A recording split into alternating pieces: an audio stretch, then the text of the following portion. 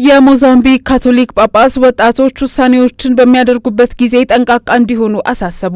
በሞዛምቢክ የኢሃምባኔ አገረ ስብከት ጳጳስ ብፁዕ ኤርኔስቶ ማጉንጌ ወጣቶች ውሳኔዎችን በሚያደርጉበት ጊዜ ጥበብንና ማስተዋልን እንዲጠቀሙ ያሳሰቡ ሲሆን አደገኛ ሁኔታዎችን ሊደብቁት የሚችሉት ማራኪ ቃላቶችም እንዳያታልሏቸው አስጠንቅቀዋል። ብፁዕ ማጉንጌ ባስተላለፉት መልእክት ወጣቶች ማራኪ የሚመስሉ እድሎችን ከመከተላቸው በፊት ልምድ ካላቸው ሰዎች ምክር እንዲጠይቁ አሳስበው ወጣቶች ሆይ ለውሳኔዎቻችሁ ጥንቃቄ አድርጉ፣ የህይወት ልምድ ያላቸው ሰዎችን አዳምጡ፣ ድጋፍንም ጠይቁ ብለዋል።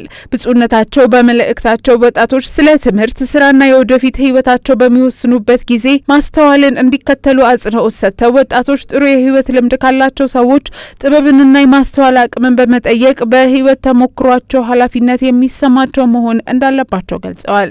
ብፁዕ ማጉንጌ አንዳንድ ወጣቶች ምን አይነት ሙያ መከተል እንደሚፈልጉ፣ ምን አይነት ዝንባሌን ማዳበር እንዳለባቸው ወይም ህይወታቸው የትኛውን አቅጣጫ መከተል እንዳለበት ሳያውቁ ወደ ጎልማሳነት እንደሚደርሱ ገልጸው ወጣቶች ስለምኞታቸውና አላማቸው ግልጽነት ሊኖራቸው እንደሚገባ ያብራሩ ሲሆን ወጣቶች ግልጽ ግቦችን እንዲያወጡና አእምሯዊ፣ አካላዊ እንዲሁም ሙያዊ ጉልበታቸውን የት ላይ ማፍሰስ እንዳለባቸው በንቃት እንዲወስኑም አበረታተዋል።